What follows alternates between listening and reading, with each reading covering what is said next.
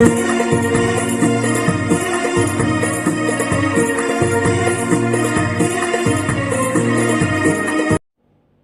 عليكم حباباتي، ان شاء الله يلقاكم هذا الفيديو في خير وعافيه وصحه جيده يا رب.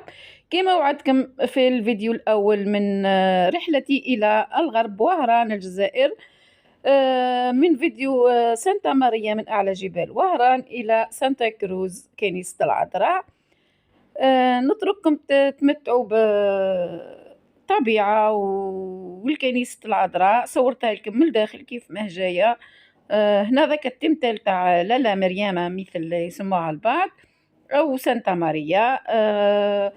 هنا راني عملت لكم فيديو، إن شاء الله تبعوني، وإن شاء الله اللي يوصل لهنا يدعمني بالاشتراك وتفعيل الجرس وكلمة طيبة يشجعني بها إن شاء الله يا حباباتي. واللي ما يزارش الغرب إن شاء الله وما حوش العام هذا العطلة هذه إن شاء الله يزور العطلة الجاية إن شاء الله، وما نديو غير اللي كتبه لنا الله سبحانه وتعالى.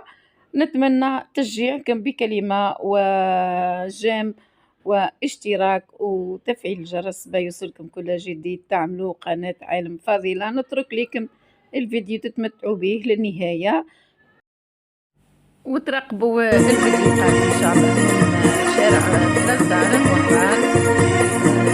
نبقى لي غير مع السلامة.